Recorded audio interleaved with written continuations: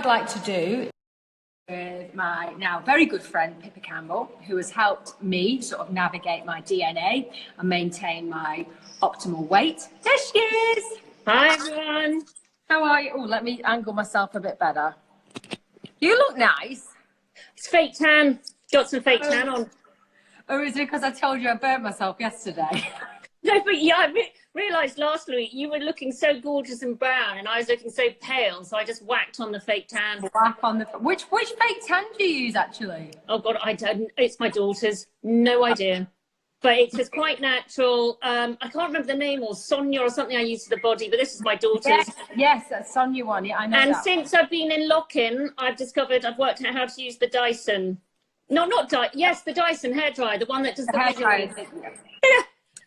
We're all figuring out our stuff, aren't we? I know. Okay. Anyway, so this chat I think is going to take us quite a while because we normally chat for half an hour, but I think let's dedicate an hour to weight loss because let's face it, we live in the Western world. We're surrounded by abundance, surrounded by temptation, constant stressors. Whether you think it's stressful or not, if it is stressing you, it's stressing you, and that's the end of it. So we can't compare and despair with everybody else's level of stress. If you're stressed, that's affecting your chemical body, and it's going to affect how you metabolize food or how you store it, etc., etc., etc. So we've got quite a list of questions to get through. Yeah. So I thought what I'd do is, rather than us just chatting, we'd fire through these. So everybody who wrote into us has got their questions answered. I said I'm not going to read out anyone's names, so we can stay totally anonymous, because most of these will affect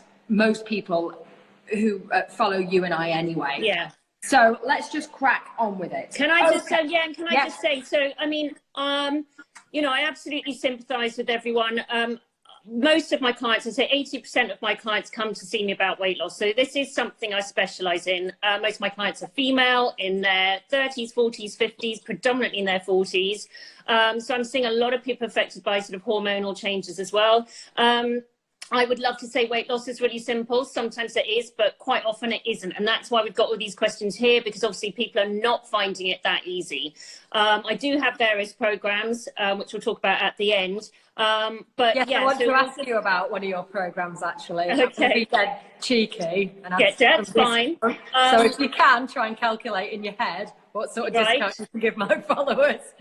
Okay, I'll start working out. You've got an hour to figure it out. Yeah, so I have different programs. I have my high-end program, which is my 3-month metabolic program, which involves blood tests and DNA testing. I've got my 21-day plan and 7-day plan. So I do a lot of genetic testing as well, which can be very useful for working out underlying factors why people can't lose weight. But yeah, let's crack on, because we've got tons of questions here. We can always carry it over to another day, but I really want to answer. There's so many of you out there that I'd really like to help. So, and do you know what I hate when you go to your doctor and you're clearly obese, because I mean I've been obese, and they just tell you to moderate, eat a healthy diet, and exercise regularly.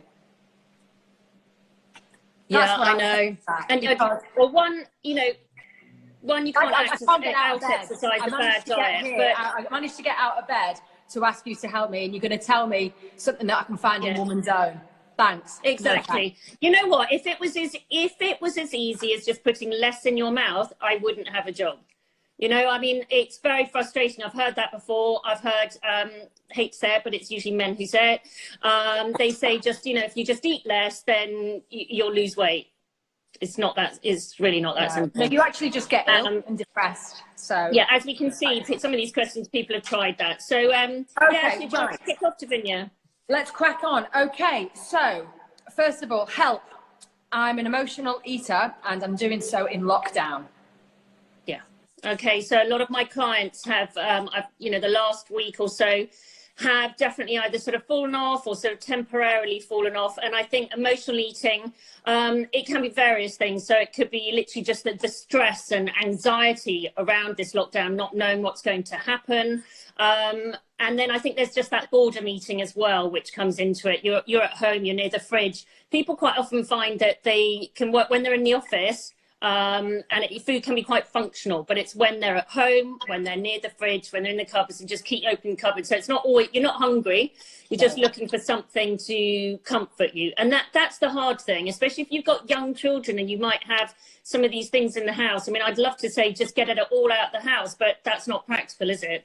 No, particularly when kids are nagging, and I'm guilty of it. There's a lot of bribery in this house at the moment, and it tends to be around food, which is the worst thing. But if you're locked in, you've got nothing to, but you can't say, right, I'll take you to play football, I'll take you to the zoo.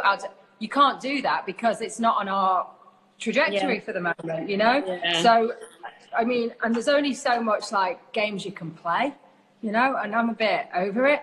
So, I mean, apart from like monetary bribery, which my kids aren't old enough to understand, I mean, I am down to like, okay, but what I'm doing right now, I'm making jelly with them. With that's good. And you're making it with fruit. Yeah, with fresh fruit and like just fresh apple juice and some Planet Paleo organic grass-fed gelatine.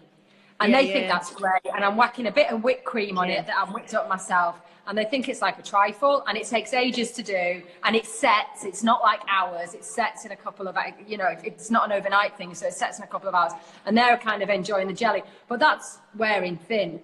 But so going back to the mum, how do you counteract that's the hard thing.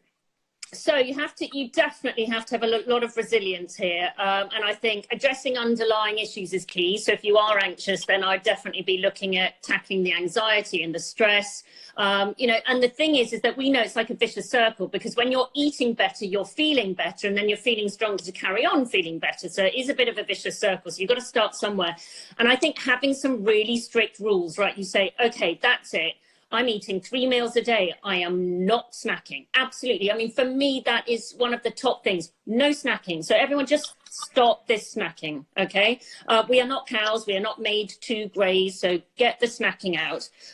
Just to remind people that Kellogg's invented that. Kellogg's invented the little and often mantra that you always have to keep your blood sugar levels up. That's bollocks. That makes them sell more snacks. It makes you become a slave to your insulin peaks and troughs, because as soon as you finish one snack, half an hour later, your insulin's dropping and you've got that hunger again, or that picky want some more. So if you get out that, I mean, these guys are multi-billionaires because of that little bit of marketing. So don't be a slave to them. Don't put money in a huge, big international company like Kellogg's or Nestle or whatever. They're just scumbags, you know, they're just drug dealers, really. Well, I mean, so sugar in any its form is actually 8 times more addictive than cocaine. Interesting fact there. But yes, coming back to sort of that snacking, that's true. Yeah, apparently 8 times more addictive than cocaine. So it is a drug. It is a problem. Addictive.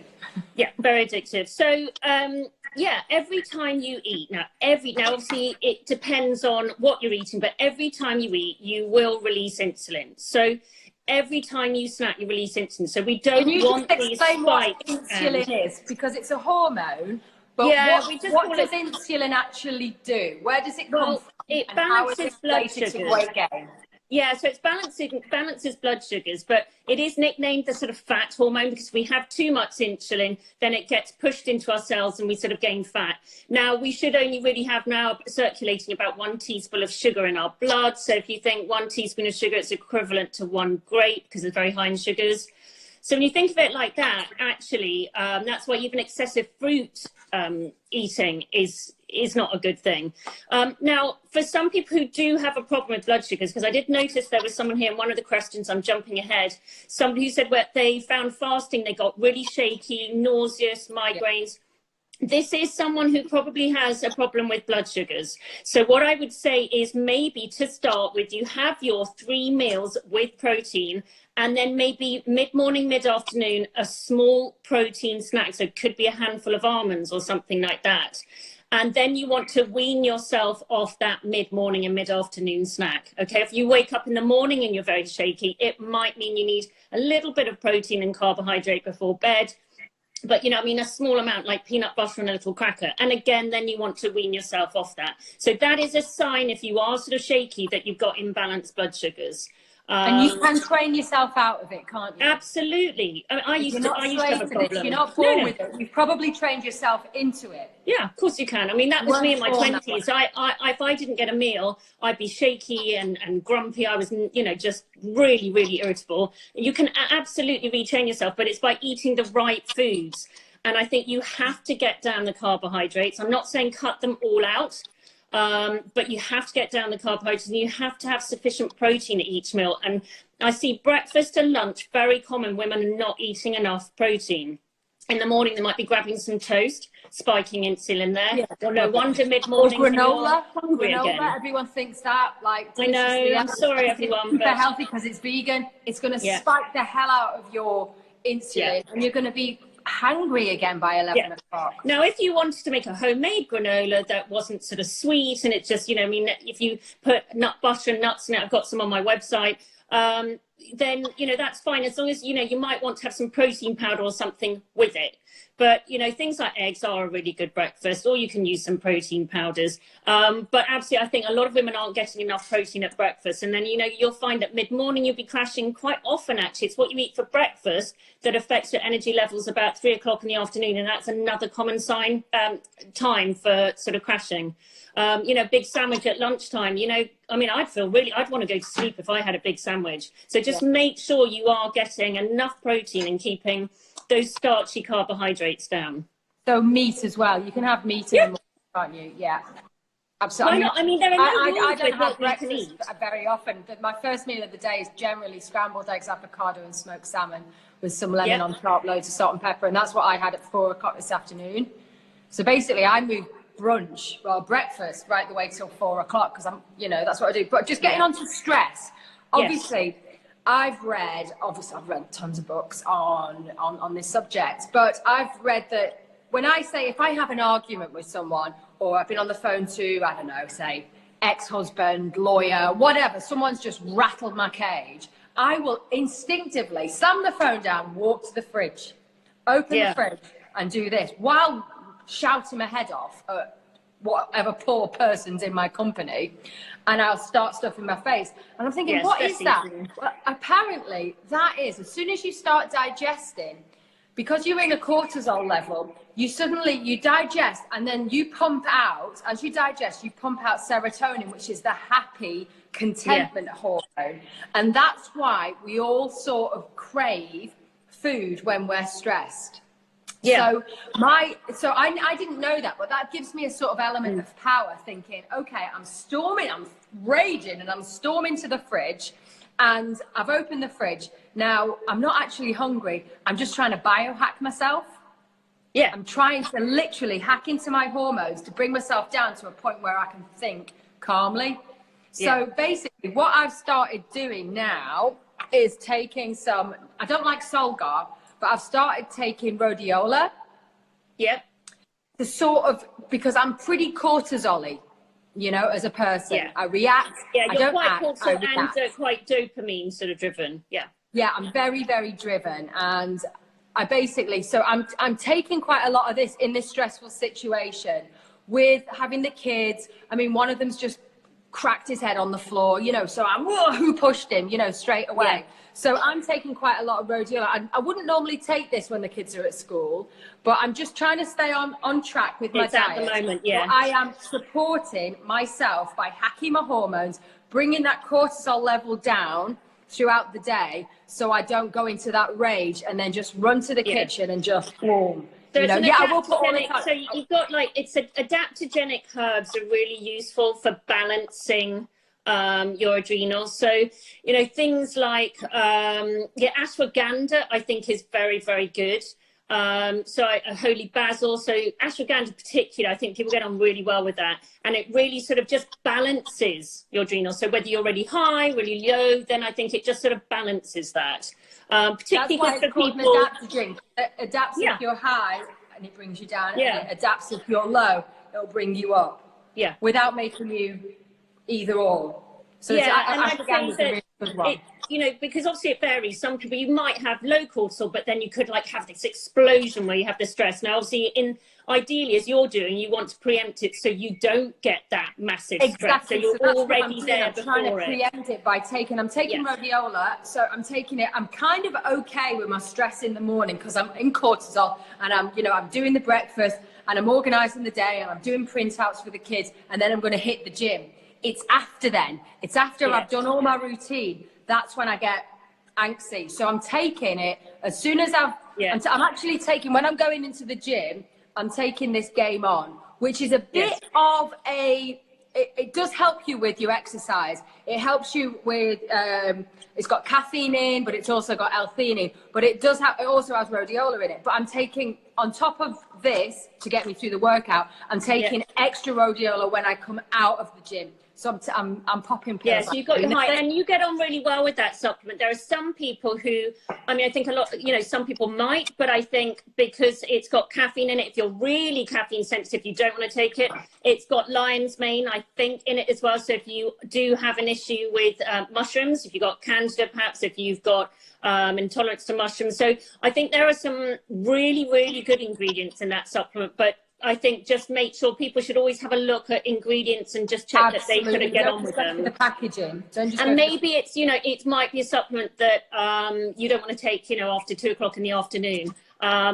You know, so you're taking it, you know, you've worked out it works really well for you and you're taking it at the right time. So I think with all supplements, you know, what works for one person doesn't necessarily work for someone else. But I think it's sometimes you just got to try these things. Like ashwagandha doesn't really impact me that much, doesn't sort of make much of a difference, but for my husband it does actually. He thinks it's a great supplement. So I like maca. Somewhere I've got the maca. I haven't got it in here. Yeah, so I really like maca because I'm sort of more of a probably lower cortisol person, so I think maca helps. Somebody just mentioned actually that they don't produce cortisol, that they have to take it synthetically. What would you do with them?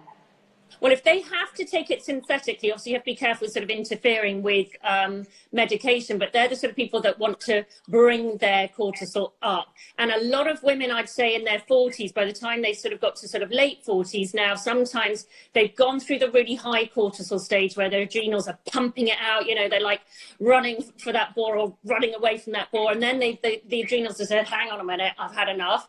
And then they sort of like towards menopause, you know, sort of the ovaries are sort of producing, you know, less female sex hormones, and then the adrenals have to take over and they go, hang on, God, I can't do all of this. So then the adrenals get a bit knackered and say, can't do this anymore, and they don't produce enough cortisol. So then you quite often see a pattern of lower cortisol, particularly in the morning. So if you're the type of person who's been a bit dizzy or can't get out of bed, you're sleeping a lot, or you know, when I say sleeping a lot, you still can get sleep interruptions, but perhaps just feel tired in the morning. Somebody might feel a bit lightheaded. They might be sort of more lower cortisol. So that's where we want to sort of bring it up. I think B vitamins can be good. Stabilium is great for, well, probably for anyone really. I find most people get on with that Stabilium 200, which balances cortisol. That's the one the Romans used to take. Explain Stabilium to everybody, please, because that's one that everyone can take. It's a really interesting one. And then we'll actually get on to question 2. Yeah, we'll get on right. Okay, Stabilium. It's actually, it's the oldest supplement there is. It's from Brittany Fish, but it's not a fish oil, and it really helps balance cortisol. So I find it really useful if I don't have an adrenal test, so like a cortisol test, so I don't know somebody's levels. I find it very good for energy, for times of emotional and physical stress. I think it's a really good supplement. So just say I have put a link in my bio. There's a company that I work with called NutriLink. I just quite like their supplements, and you can register with them. There's a link in my bio, but you know, head to their website, have a read of the blurb. It's really good. Anyway, yes, let's get on to and by the way, for everybody, I will post a list of all these supplements we're talking about. Don't worry, I'll do a sort of summary, a simple summary, and I'm going to try and like replay this somehow, like record it. I don't know what I'm doing with this. I think you might be able to save it after, and then, gosh, I don't know, maybe save some of it as an IGTV, but it might be too long. Everybody's got like an 18-year-old kid who knows what they're doing. Can you just get a website? Get a website and then stick it on that. Okay, anyway, where's the next question? Okay, how do I make a diet sustainable?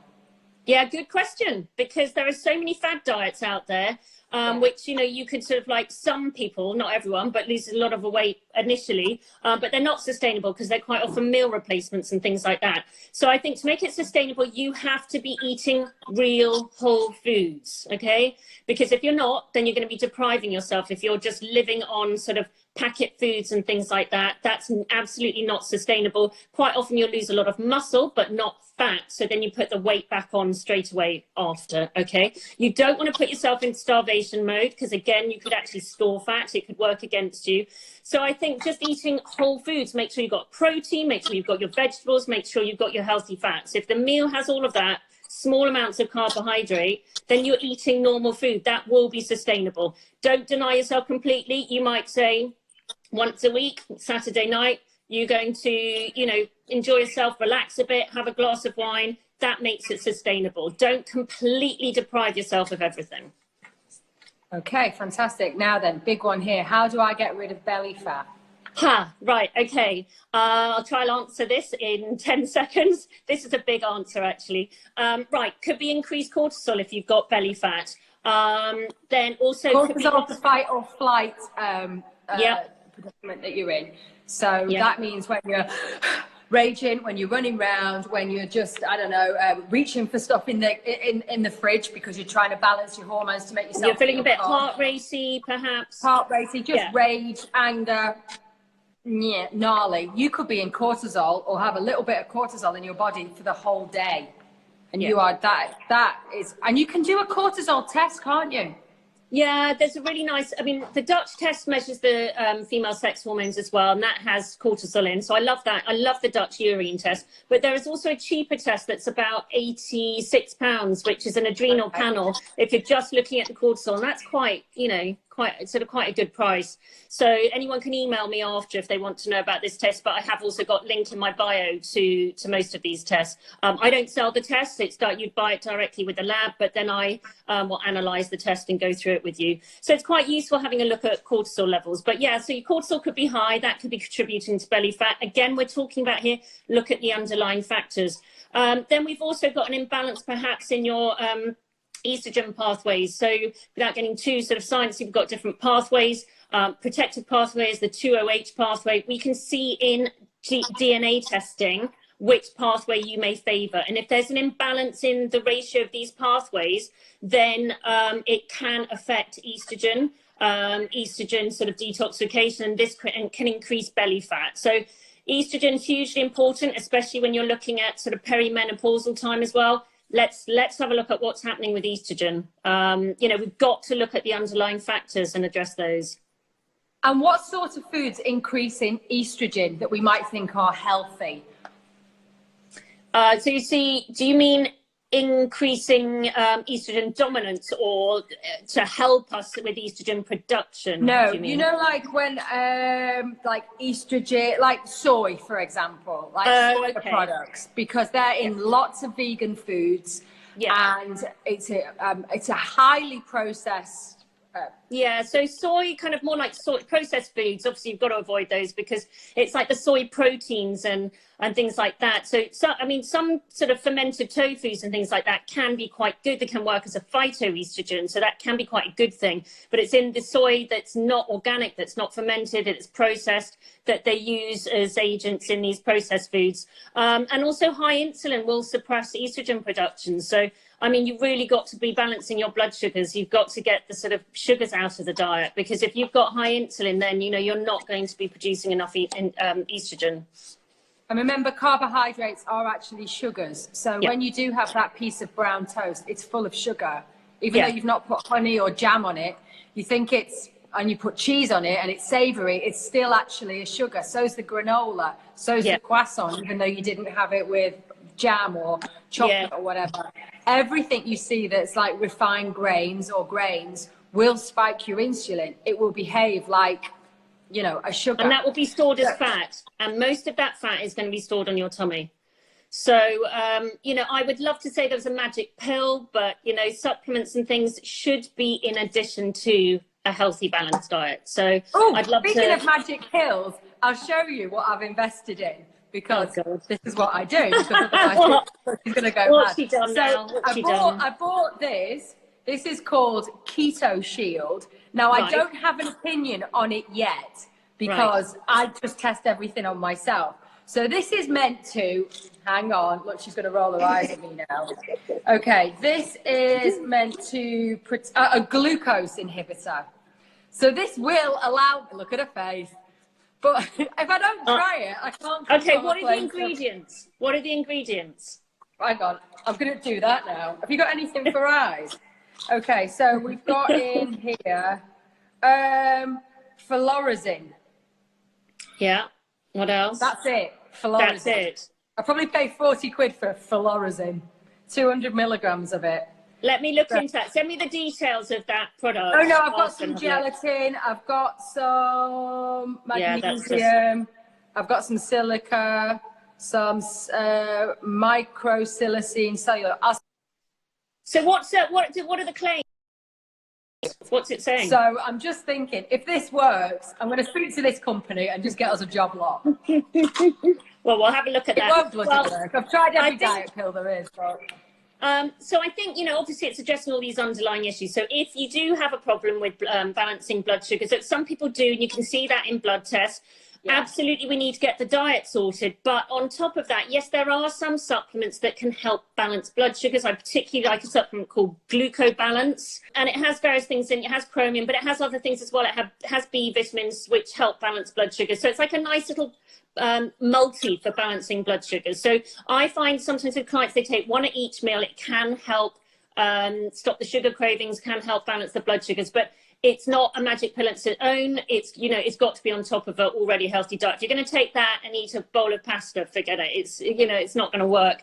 But anyway, yes, next, what are we on next question? Okay, yeah, the perimenopause weight gain. What the hell can I do? Yeah, so same thing again. I think we need to check out hormones as well. If you find that, eating well, so protein each meal, not snacking, if you've done all of that and it's still not working, then absolutely we need to look at the hormonal imbalance. We need to check, are you detoxifying estrogen, or is it just swimming back round? And then is it, affecting the pathway, which also, which then detoxify thyroid as well. So it's very, very common for there to be a thyroid imbalance during perimenopause as well. So if there's underactive thyroid, get that checked, or we can look at sort of DNA testing as well, because that can be a problem. And quite often people who are on thyroxine, they've said they're on thyroxine but still can't lose weight.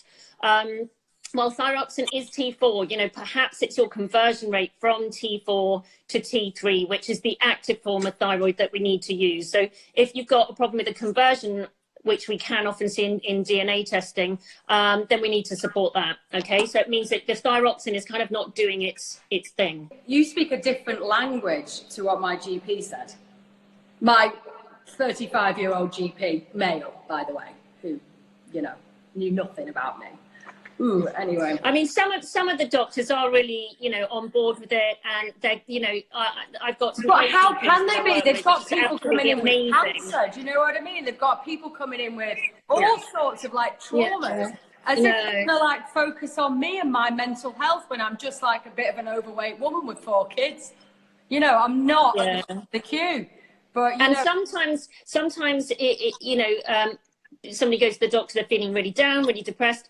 Yeah, and quite often, that is a real issue. But sometimes, I said, I'm not a doctor here. I'm just saying that what can happen, I've seen. Sometimes it's actually been a thyroid issue, an underactive thyroid. So if anyone wants to email me, I've got a really nice sheet from the Institute of Functional Medicine about signs and symptoms for underactive thyroid. I think you'll be amazed at all the different symptoms there. I mean, constipation is one of them. I know that can be all sorts of things, sort of gut health as well. Feeling really hot and cold, loss of libido, so, just no sex drive. So they're also, and losing the outer third of eyebrow, that's another one, which another sort of symptom. But, there's quite all sorts, and feeling really low. So that, it's that brain fog as well. So if you are, perimenopausal, you've had the sort of, estrogen, progesterone levels checked, get the thyroid checked as well. Don't leave out things like that. So I think that, you know, hormones work in harmony. It's like an orchestra. So if the violin isn't like doing its job and is doing really lazy and it's not sort of playing very well, it's going to have an effect on the rest of the orchestra. So hormones kind of work in balance. We need to look at all of them. Okay, fantastic. Okay. Tried the Cambridge diet, lost weight initially, but then stopped losing it. Why? Ah, yes, my favorite topic, fad diets. Okay, so I know it's like a really easy one to follow. You can buy the foods and then you sort of just have a normal meal in the evening, but it's not real food, guys. So look, you really need to be eating real food to be able to have a long-term weight loss. Sometimes people lose a lot of weight initially. They're either starving themselves or it's just, you know, massively reducing calories, but actually haven't started to burn fat stores and change the metabolism. And then you go back to eating normally and the weight just piles on. So I have a body composition. So for my clients that I see here in person, also I can't do it with my virtual clients, I can actually see how much body fat they're burning. And now you can buy these machines on Amazon. So the important thing is we want to see fat loss. And I talk about packs of butter. So I get really excited. So I say, oh my God, you've just lost 4 packs of butter in a week. And I'll get really excited. But yeah, so that means you haven't probably been burning fat and you just maybe lost a lot of water and a lot of muscle. Okay. Do you need to eat sufficient protein? Otherwise you'll be losing huge amounts of muscle. Okay, right. I've actually, I got one of those body composition scales for Christmas from Matthew. Okay. No, I've pulled it out now. I'm just trying. But I think there's so much. I know. Do you know what I mean? Because I'm. At least you didn't get a Hoover. I'm going to put him on a diet. He's put a load of weight on. So now I've got him here. I'm going to make him my little project. Poor Matthew.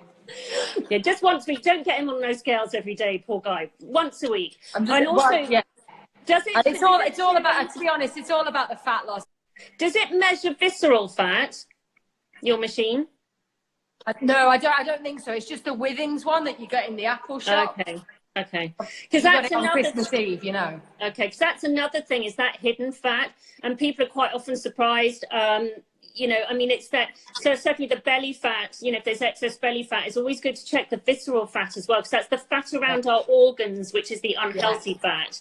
And I can see that on some of my machines, but. I'll have a look. I'll see how good it is actually, and then I'll put it up. If I recommend it, I'll put it up. No, and I mean, the great things about it is Amazon still working in the UK.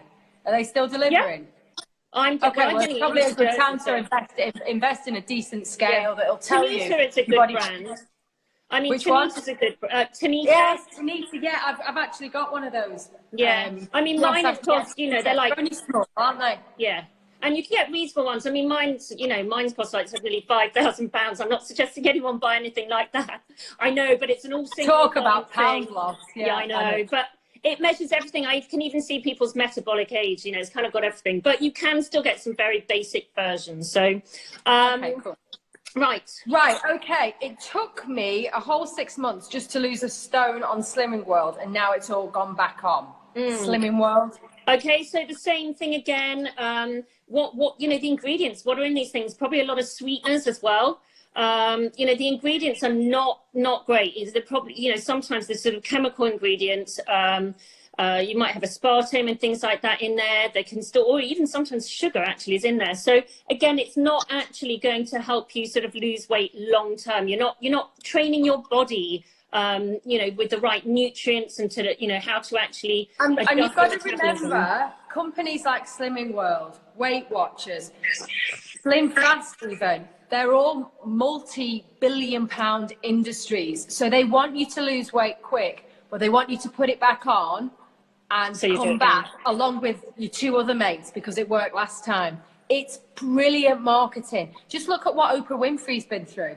She's done every single diet, been the face of every single one of them, and she has ballooned and rocketed up and down. Yeah. The only diet that works for me, which I don't see as a diet now, is intermittent fasting, because I'm an addict by nature. I'm addicted to sugar. I'm addicted to alcohol. You give me something and I'll be addicted to it within 2 seconds. I'll be addicted. I mean, I was addicted to those, Baroccas when I got sober. I was having like 10 a day, went up to 20 a day. Do you know what I mean? I want to get addicted to everything. And the only thing that stops me craving is a good amount of fat in the morning and then I intermittent fast, and my brain blocks it now. But then the thing is, the rest of the time. But the rest of the time, your diet is also good. It's not just the intermittent fasting. So when you are eating, your diet is also good. So it's not like you can intermittent fast and then eat crap. You know, your diet is good, and you've worked. You know, you've taken quite a lot of time. It was, but it's baby steps, isn't it? Because now I think I'm going to feel really crap if I have that. Now I've got the pause button, which initially, like when I'd given up alcohol, I didn't have the pause button, but now I do, and now I have a stop button. But it just takes you those little, so don't all of a sudden think, right, I'm going to fast for 12 hours and then I'm just going to have like lean, beautiful meats and organic vegetables and then I'm going to go to bed. No, you're still going to have that emotional memory that, do you know what, I fancy some chocolate. Well, go for it, because you have actually fasted and given your body a bit of a break from digesting for 12 to 16 hours in a day. So don't beat yourself up because you're not a ninja on it. But it just takes time. I mean, it'll take you probably about 3 weeks to get into the flow. But what's 3 weeks out of like 30 years of dieting? Anyway, I digress. I've got to stop this. Right. Okay, supplements. Yes. What supplements will help me with weight loss, please? And how do I stop sugar cravings? Right. Okay. Well, I talked about the supplement glucobalance, which can help with sugar cravings. But again, as I said, this is on top of a good diet already. Eating protein at each meal, helping to balance those blood sugars. But yes, there are some things on top that can help. But as I said, this is on top of a good diet. We talked about this one last time, phosphatidylcholine, which is a fat emulsifier, good for brain, liver, cell membranes. Yeah, we like this one. So that is a fat emulsifier. So that can really help with fat loss on top of a good fat diet. Emulsifier, that helps break down. Breaks down fat and what? Poo it out? Because you've done my DNA, you've looked at my DNA, and I, unfortunately, or fortunately, depending on what generation you were born in, I store fat and I store sugar. Now, 200 years ago, that would have been great. I would have survived a famine. We are not in a famine. We're in a lockdown, surrounded by abundance of sugary food. This isn't good for me. So this is helping what fat and fat I eat. Yeah. It's helping me metabolize it, break it down, and poo out the excess. And this is by the Allergy Research Group. Yeah. And you get that in Nutrilink. Yeah. Because so remember, this is really good one. This is pretty new to me. It's called phosphatidylcholine. But don't worry, I'll put all the links up anyway. Yeah. But I'm really happy with that actually, and it helps with like cellulite. Yeah, cellulite, and actually it's a kind of like a nice sort of, it helps things like brain fog as well, because it's good for brain and liver. So it is a lovely supplement. But I also think there's, you were talking about, were you talking about pooing it out, or am I just got poo on the brain? No, I always talk about poo. There's some serious I talk about poo. Right, so we need to make sure everyone's bowels are moving well, because if not, that's how the toxins will be recirculating. So we want daily bowel movement. And we were talking about how sort of fat and things leaves the body sort of via bile. Now, Beta Plus, it's not necessarily recommended for everyone. I take it because I do need bile support. But that can help form a nice healthy stool, especially if you don't have a gallbladder. That's a really good supplement. You don't have a gallbladder. A question about gallbladder. Yeah, I recommend this to all my clients who don't have a gallbladder, because this is bile, and if you don't have a gallbladder, you've got nowhere to store your bile, and it's just going to get dumped. You can sometimes either have diarrhea, you could either have constipation. But yeah, this is where gut health comes in really important, because if you are not pooing every day, if you're not eating sufficient fiber and with bile support as well, then your toxins are just going to be swimming back round again. You're not going to lose weight then. And I often see clients who are constipated or have become constipated, perhaps eating not enough fiber, not drinking enough water, and they become constipated, and then their weight loss can slow down. So we need to get it out there. So that's why it's important to look at gut health and all the reasons, because it's very complicated why somebody is constipated. It could be underactive thyroid, could be the gut, could have bad gut bacteria. And if you've got bad gut bacteria, a very simple, this is a really simple way of sort of knowing whether you might or might not. And I'm not saying this every time, but if your farts smell, there might well be some bad bacteria. If your farts smell a lot, every time, smelly farts. Okay, so everyone going like that to their husband. Animal. Yeah, so because we smell like roses. Exactly. So yeah, look, I mean, that's just a very simple sort of form. There's a bit more to it than that. But yeah, so we need to make sure we support bile flow. Another good supplement, now this is something I've been taking actually, and I found it very good for my skin. But we're talking about sort of fish oils, we've been good for sort of like, you know, as an anti-inflammatory. So these are called omega phytocans. So you've got your you've got GLA, you've got your EPA, DHA. So it's like you've got your omega-3s there, but it's got phytocannabinoids in as well. So this is sort of plant source. Now, we know that eating oily fish is good. Okay, ideally we want to get it from our diet if we can. Not everyone likes oily fish.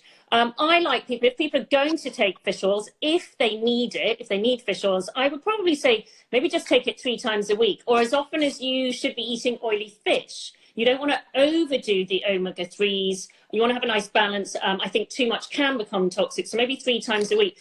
But this is something you could sort of take every day because it's almost like the whole fish. So I think because you do get more benefits from eating the whole fish. So that's why I think encourage people to try and eat sardines, mackerel, salmon, anchovies and things like that. I really like this supplement. I find it very good for helping with the metabolism as well. So that's another one. And then other things, again, I say supplements for losing weight. I think if you need thyroid support, then if you need that conversion from T4 to T3, then there are supplements to help that as well. I'm not going to mention that now because I really don't want people going in and buying those kind of supplements when they don't need them. So I think that needs to be done really with sort of proper advice from a practitioner. Should we move on to another question? Yeah, so I just wanted to mention about sugar cravings. So every morning I wake up and straight away, my memory of like growing up in the 80s, I crave either porridge or Weetabix or croissants or toast because that's what I always had. And straight away, obviously that's sugar for anybody who doesn't realise it. That is just sugar. So what I do, even before I make the kids' food, is make myself a bulletproof coffee. Now the fat, the MCT oil in that fat and a drop of stevia, which doesn't spike my insulin, takes that craving away. And as long as I have that in place, I won't be snacky all the way till 12 o'clock, making myself not feel like going to the gym. Yeah, basically that's what I do to mitigate that particular moment in my life when I do crave sugar. There is another one. What is it? That stuff that I put under my tongue. Oh, help me, Pippa. Glutamate. You take glutamate. You find that works for you. Glutamate. Yes, it's a powder. It doesn't taste like sugar, so don't think it's like a sugary substitute. But basically, it's an amino acid, and you put it under your tongue. And basically you leave it there for 30 seconds and it must just absorb into your bloodstream straight away and take away that, I don't know what it does, it does something chemical and it gives you that pause to make a cup of coffee or to make a better decision or to grab a piece of salmon or something like that, that takes away that instant gratification from having sugar straight away. So that's in one of my posts actually, if somebody just said how to you did mention once, and I think it's very common for people. I mean, that is the time you think you've got a whole when you're just starting out, you've got a whole night without food.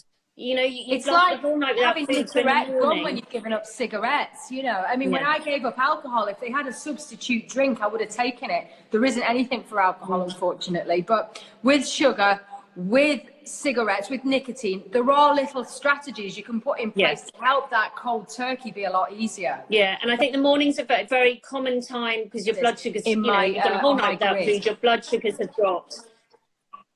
Sorry? That's, in the morning, you've gone the whole night without food, so blood sugars can drop. So yeah, of course, because you are in a fasted state when you're sleeping. I just take advantage of that and push on. And for some people who aren't ready for that sort of fasting stage yet, I do find things like even straight away soon when you get up, just maybe a couple of scoops of mixed whey protein powder mixed into water as well can really support those blood sugars first thing in the morning. Perhaps those people who do have blood sugar imbalances, then you need to actually start with 3 good meals of protein a day first of all. Then balance your blood sugars first, then start the fasting. I think you could try that after. Someone's just saying, is milky coffee okay in the morning? No, milk is going to take you out of a fasted state. If you want to do intermittent fasting, milk's got sugar in. So no, Yeah. that's why I use oil. And you whiz it up and you blend it, and it's just like having a really nice cappuccino. Yeah, I mean, technically any calories are going to take you out of a fast. But where bullet coffee is clever is that you're still achieving autophagy. So you're still in autophagy, so that clean up and repair mode. So you're not technically in a fasted state anymore, but you are achieving autophagy. So it's just which is the whole point of the whole reason why I fast, or get myself into a fasted state, is to achieve autophagy, which is like a cleanup of all your cells, and it also gives your digestion a long time to rest. And basically, I've always had problems with my gut. I think most of us have. Most of us have all had 80s, 90s diets, drank too much, eaten processed food, ended up bloated and everything. So, and I know if I look after my gut, my mental health's okay. So that's why, no, Simproof doesn't break you fast. That's why it's really beneficial for me to just stay in not a calorie deficient fasted state, but in a autophagy state. So that's why I do it. And because I've got those calories in me, it doesn't put out that ghrelin, that hunger hormone. So I don't get hungry at all. No, you can't put nut milk in Bulletproof, no. You can have decaf bullet coffee. Yes, you can have decaf. Yeah. Oh yeah, a decaf coffee will help with autophagy as well. And black coffee is the best, actually. Plenish almond milk, it's still milk, it's still almond milk. No, it's not going to work. I do love that brand. I think it's a great brand for almond milk, but can you have an allergy intolerance to coconut milk? Yes, but it's rare. Yeah. Right. Okay. I have polycystic ovary syndrome. How do I lose weight? Right. Yeah, that's a really good question. So the chances are that you will have insulin resistant or issues with insulin. So it's balancing those blood sugars. I mean, I think getting some tests done. Let's have a look at what your insulin levels are doing. And then I think things like, products with chromium in as well, zinc. Chromium's really good, isn't it? Yeah, avoiding dairy because of the sort of hormonal impact perhaps, and dairy, I think, sort of like milk might be a little bit inflammatory. Making sure you eat protein at each meal. Again, it's balancing those blood sugars. So avoiding sugar, eating healthy fats. And then you've got good things that help suppress insulin. So NAC, which is precursor to glutathione. And then Google as well, I would have a look at ALA, alpha lipoic acid. So if you have a look at that, there's a lot of research to show it's a powerful antioxidant, and that really helps balance insulin. There's a lovely supplement called ALA Release by Allergy Research, available from Nutrilink. But again, I would kind of get a bit more sort of practitioner support on this so that you can actually take the right supplements for you. But yeah, really balancing blood sugars is absolutely key. Okay. No, by the way, you can't have wine if you're fasting. Wine's got tons of sugar in. No, sorry guys. No, literally, if you're fasting, you can have black coffee, herbal teas, and if you're going to do what I do, which is like achieving autophagy, so you do actually have the calories, it's MCT oil in Bulletproof in black coffee, or you can have it with matcha, like matcha tea, which is a green tea. You can blend it up as well. But that's it if you're gonna intermittent fast. So coffees, herbal teas, water, of course, and that's it. And I just have Bulletproof coffee because I don't want to get hangry.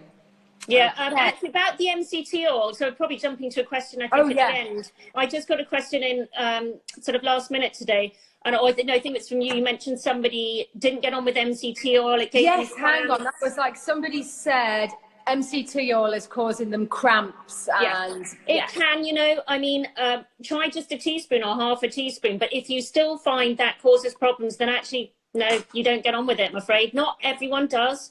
It's unfortunate. It's because it is a great oil. I have to say, I can have it, but I can't have it at breakfast. I can't drink bullet coffee anymore, but that's because of my bile issues, because I can't break down that sort of fat. But I can manage to have a couple of teaspoons before a workout to give me energy. I can handle that. So I think it's playing around with it. And if you really can't, then you just maybe try coconut oil instead. Is coconut oil like a weaker version of MCT? Yeah, it's not going to have quite that brain boost because it's got all the different sort of components to it. So you'll still get that healthy fat. You'll still get some benefit, but it's not going to be that, pure oil that the MCT is. Somebody's just said avocado oil. I don't think I put avocado oil in a coffee. That's not going to have the same brain effect, is it? Because the great thing about MCT oil with the caffeine, it's like a nootropic. It gets your brain going. It's really good. I don't think it tastes very nice with avocado oil, personally. But I mean, try it. By all means, get back to me. Some people put ghee in it. Some people put ghee. I mean, you know, I think you've just got to try it. But the whole point of MCT oil is for its immediate energy and brain boosting, but it's really the brain boosting, because actually coconut oil gives you immediate energy as well. So if you're not having that and you just want to make a fatty coffee, then try something else. The traditional way is to put butter in it as well, but I find that's too heavy for me. Yeah. So I mean, if you like the taste of it, happy days, but make sure you don't have carbs with it, because you're just going to store the carbohydrates. Yeah. Where's the best place to get MCT oil? You can pick it up in Holland and Barrett. Ancient Break, a lovely one. I like keto sauce. I like a brand called Keto Sauce on Amazon. And Hunter Gatherer do a really good one. And they've got great collagen. They're a great brand. Bovine peptides, because that's really good for gut health, some bovine. Okay. And they're a really good brand. Can you drink bulletproof coffee while you're getting pregnant? You know what? You can, but I'd just be careful of coffee full stop when either you're pregnant or trying to get pregnant. You know, it can sometimes affect fertility. Look, I'm not saying it will, but sometimes it can. So I just kind of either really reduce or sort of give it up. Yeah, because once you do get pregnant, it might be something you don't want to be drinking anyway. So I just be careful. I'd be careful of the coffee. So it's not the bullet coffee that would be the problem. It might just be the coffee. I mean, is it the coffee as in, because I'm a bit like, coffee's, if it's organic, if it's sourced from like a single source farm and it's at high altitude and you've got a really exquisite coffee, like Keon coffee or something. Yeah. I mean, it's like if you've got a good wine or a cheap wine. I think it's more the caffeine. High polyphenols in. Yeah. And you know, I mean, you could have a decaf one as well, couldn't you? Yeah, you can. And I think that would be absolutely fine. It's just, I think it's more the caffeine content can be an issue. Sometimes can affect fertility. Not always, but sometimes. So I just think, look, if you're drinking 8 cups a day and you're trying to get pregnant, you know, have 1 cup a day. Just cut back. You might be messing with your adrenals. But if you're already, I mean, I'm so knackered when I'm pregnant. It's like horrific. I'm the worst pregnant person ever. So whoever's pregnant and is knackered, I sympathise with you. Just go to bed and sulk. That's what I did, and shout. Yeah. I feel shaky and nauseous when I'm intermittent fasting. Help. Yes. That's what we talked about earlier. Look at your blood sugars. I think your blood sugars are really low, causing the nausea. So I think actually balance your blood sugars first. Eat the 3 meals.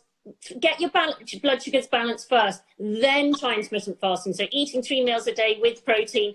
Once you've balanced your blood sugars, then you can try intermittent fasting. So that's my answer for that one. And can you do a test for the blood sugar? Yeah, so I mean, look, you've got with your doctor, you can get sort of glucose levels. I think the HbA1c marker is a really good marker for how much sugar's sort of been in your, you know, blood for for sort of a couple of weeks and sort of beyond. But look, if you don't have access to that, I just think, well, the chances are that if you are shaky first thing in the morning and you don't do well with intermittent fasting, chances are you do have a blood sugar imbalance. Okay, so first things first. Maybe give you an email and find out what. Okay, someone says she's doing all of what we're saying, but she's still fat. Okay, so when you say, obviously, I want to really look at everything. So I'd want to look at your diet, look at what you're eating, and then I'd be looking at underlying causes. So, there can be all sorts. So is it hormonal? Have you developed a food sensitivity? I do see that. To even sort of foods, to even coffee, or to even sort of feta cheese or something. Tomatoes or avocados or eggs. Yeah. So we want to look, the most common food intolerances, you've got gluten and dairy followed by eggs. So those are the most common ones. So sometimes it's a matter of getting those out, seeing how you go. If not, then we'd need to look further. So it's common sometimes to get, develop a food intolerance, and that might be preventing weight loss. So, but looking at cortisol levels we talked about, looking at your estrogen, are you detoxing that estrogen, genetic testing? So I would kind of be working with a client, and I'd I would, have a good indication of where to be looking and if we need to do some testing. Right. Yeah. Absolutely. Yeah. I mean, to me, it's all about testing and literally knowing those pathways are just your basic. Yeah, more information, the better. Okay. How do you get started on a weight loss program and how do I get motivated? Well, let me sort of take you on that one. So what I can talk from experience. I was like 4 stone overweight. I was depressed. I had no energy. I had no drive, no sort of motivation to do anything. And I started biohacking just because I was going to end up on antidepressants again and flatlining. I don't like flatlining. I don't like that feeling. So I started with dedicating myself to having cold showers every morning. And this is from just lying in bed sulking in a sort of like watching hardcore daytime TV all day with just the baby near me. And that's how I started balancing my hormones. Then I started bulletproof coffee. Then I started reading about the keto diet. Then I started reading about the paleo diet. Then I got into DNA testing. Then I realized that I cannot possibly follow the same diet as somebody else because genetically I'm slightly different. We're all part of the human race, but we've all got a different genetic story. And that's how I started tweaking myself. Biohacking is hacking into your own personal biology so that you can achieve your optimum health, how you feel, how you think, how you move, and how you sleep. Now, sleep is paramount for weight loss. So these sort of, so I mean, it's all very well saying you've got the keto diet, you've got a low carb diet, high fat diet, you've got calorie controlled diet, you've got fruitarian, vegetarian, carnivore. But if it's not made up for your DNA, it's futile. It's futile because, I mean, if you, Pippa, for example, explain about, like most of Asia have a problem with lactose, don't they? Yeah. They're not from an agricultural background. The history doesn't depict it. And don't assume that, you know, you're British, that you're not lactose intolerant. Look, a lot of the people I do genetic testing with are not lactose intolerant, but doesn't mean you don't get on with, you know, there are other things in dairy like casein, and that can be a real problem. I am lactose intolerant, but I've got some Hungarian sort of genes. It's a shame because you live in Jersey and you've got those lovely Jersey cows. I mean, how awful is that? Well, I know, I don't have any milk from them.